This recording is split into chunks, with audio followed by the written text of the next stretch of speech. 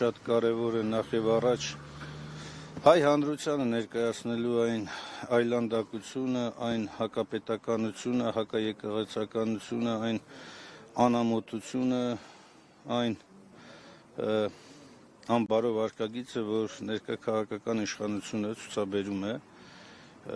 եւ սա նաեւ հնարավորություն է, որ հանրությունը տեսնի, թե որքան պիղծ են այս մարդկանց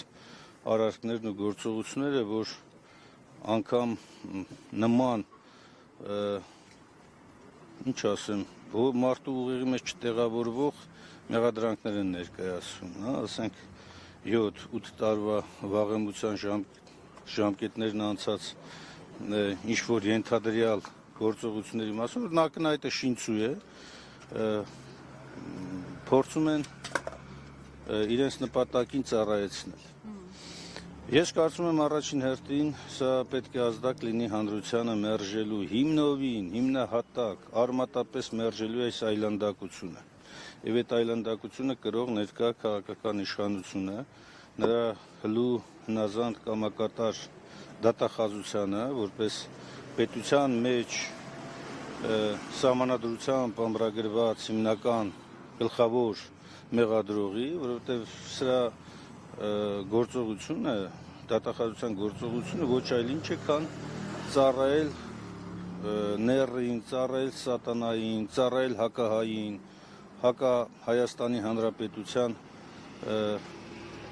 կենտրոններին, ուրիշ բացատրություն ես այստեղ չունեմ։ Տեսեք, շատ ակնհայտ։ Ինչու՞ չի ստացվում։ Ես կարծում եմ նախ հանրության ճնշող մեծամասնությունը գտնվում է իսկապես տեղեկատվական տերորի մեջ։ Տեսեք, այսքան լրատվականներ կան, չէ, բայց ցավոք սրտի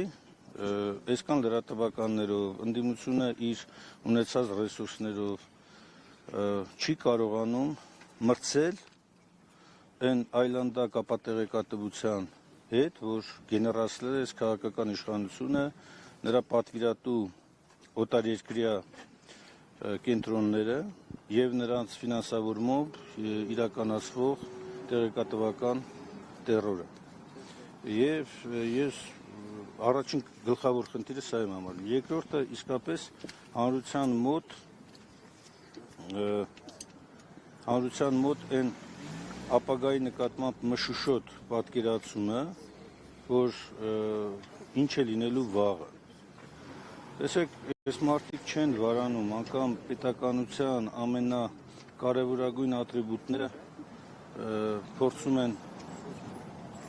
ներկայացնել, ծառայեցնել իրենց իշխանության կենտրոնացման համար եւ հանրությունը չի արձագանքում։ Նայեք, դրսում էլ ուրիշ արձագանք է գտնում, դրսին փաստացի համոզել են, որ Հայաստանում հիբրիդային պատերազմների այսպես փորձեր են կատարվում, ինչպես Մոլդովայում եւ այլն։ Հիմա ասում են նույնիսկ ֆինանսավորելու են, որ այստեղ պատերազմների դեմ պայքարեն։ Հիմա ով իշխանությանը դեմ է, փաստացի համարվելու է գործակալ։ Այս իրականությունը ինչի չի տեղ հասցվում նաև միջազգային հանրությանը, որ այն պաշտոնական պարզաբանումներով չառաջնորդվեն ու բոլորին չդիտարկեն հիբրիդային այսպես գործակալներ։ Տեսեք, նախ այնպես չի, որ փորձ չի արվում։ Ընդդիմությունը իր ողջ ռեսուրսներով քաղաքական ներկայացվածություն միջազգային կառույցներում, այդ թվում նաև հայ դատի գրասենյակները իրենց հնարավորության սահմաններում ներկայացնում են տիրող իրավիճակը, բայց քանի որ միջազգային, այդ թվում նաև արևմտյան կենտրոնների համար փակվում են բոլոր աշկերը, երբ որ կեղծ թեզը դառնում իրենց համար իրականություն, որ իբր այս իշխանությունները պայքարում են ռուսականության դեմ եւ դրա ներքո իրականացում են ամենաայլանդակ հակաժողովրդավարական մեթոդներով, նրանց աշկերը կարծեք թե փակված են։ Ինչը կարող է ճեղքել։ Ես կարծում եմ սրա ուղղությամբ կարող է բավականին լուրջ աշխատանք տանել այն մեր համայնքական ռեսուրսի այն հատվածը, որը որ համաշխարհային ճանաչում ունի եւ կարողանում է իր խոսքը տեղ հասցնել։ Դրա համար օգտվելով առիթից նաեւ դիմում եմ սփյուռքահայության այն հատվածին, ովքեր որ ունեն խոսքի այն կշիռը, արժեքը, որ որոշակի հատվածներում գոնե հնարավոր է տեղ հասցնել եւ իրենց հեղինակությունը կարող են օգտագործել բացելու նաեւ շատ միջազգային հանրության տեսակետից շատ կենտրոնների աչքերը այս այլանդակությունների վրա։ Առաջինը սա, երկրորդը հանրության մեջ ամենաակտիվ հատվածը անկախ նրանից թե քաղաքական ինչ հայացքներ է կրում,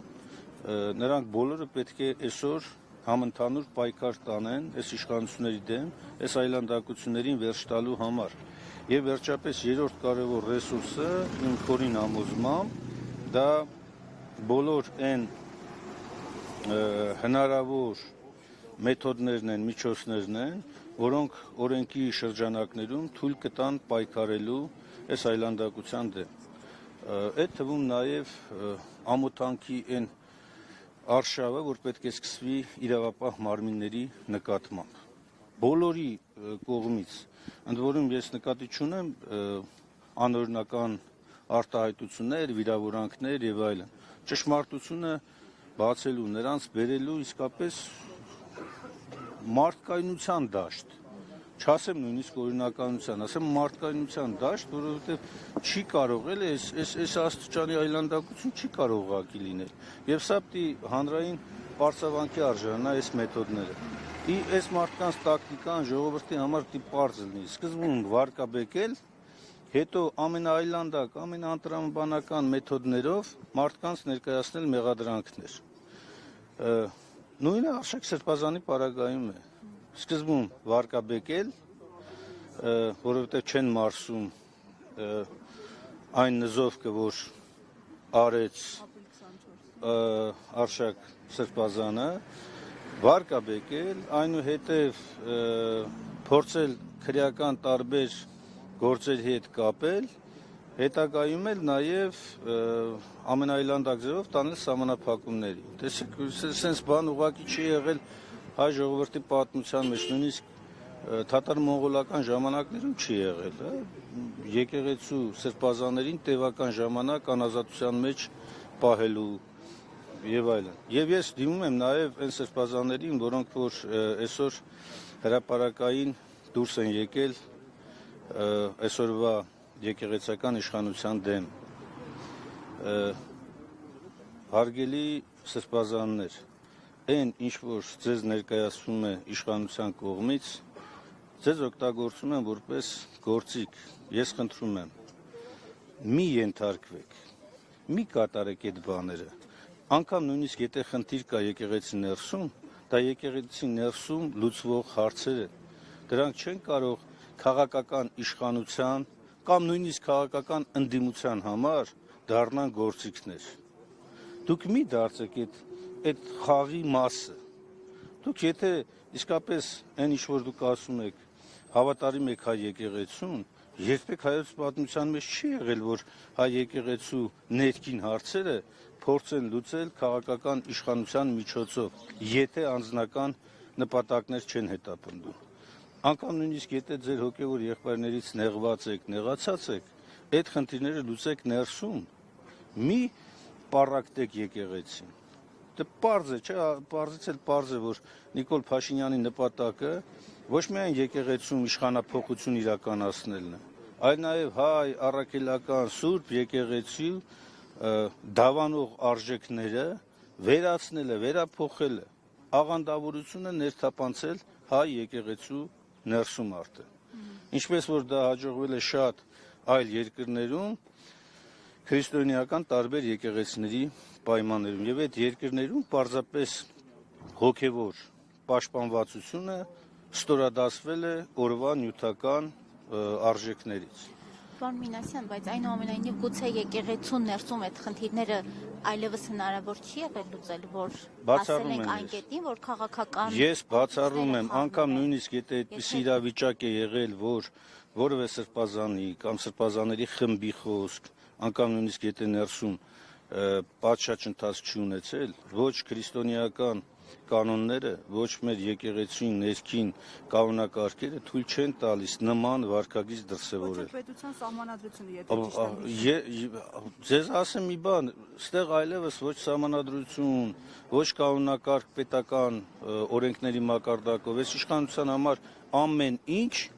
ստորադասվում է մեկ անձի ցանկությամբ, մեկ անձի կամքից։ Եվ հետևաբար ես ավելի շատ ուզում եմ, որ եկեղեցու ներսում այս ամենը գիտակցեն, հասկանան, որ չի կարող այդպիսի բան լինել, որ դու փորձես քո ներքին խնդիրը լուծես քաղաքական իշխանության մեթոդներով։ Եթե այդպես լիներ, հայ եկեղեցին 1700 տարի չէր դիմանա, չէր կարող ապրել։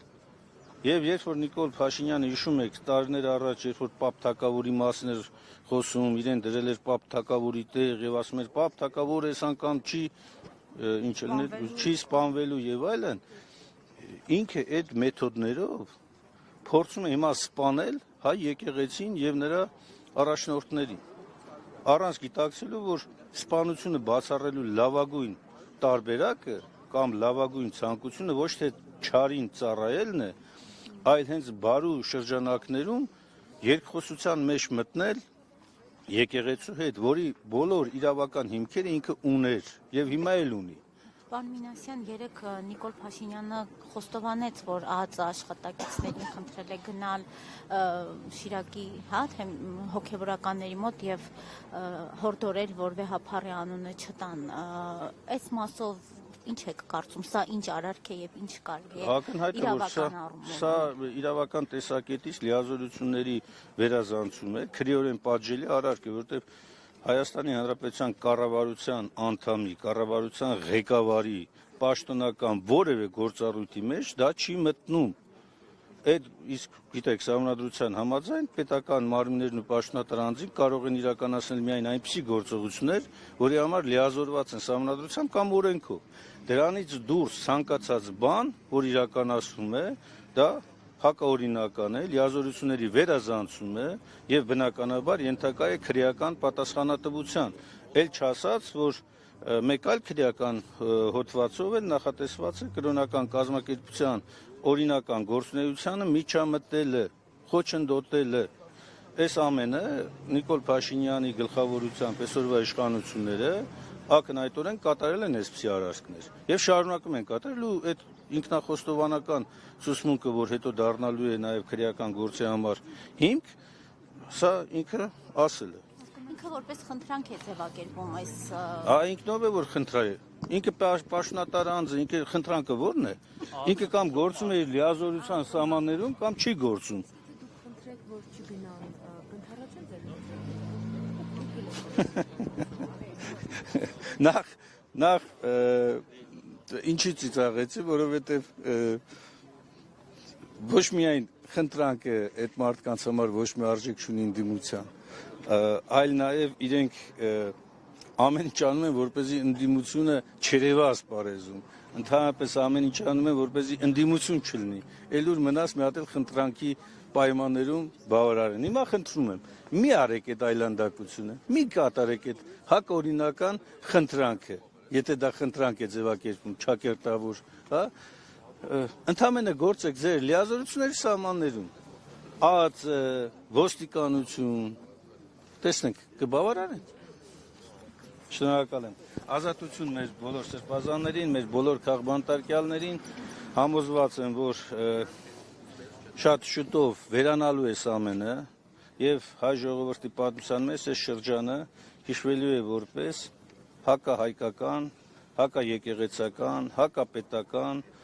անբարոյական, անամոթության մի ժամանակահատված, երբ որ իշխանությունը այս բոլոր իր գործողություններով փորձում է ոչնչացնել հային։ Իսկ հայը չի ոչնչանա, հայը մնալու է եւ ապրելու է ու արարելու։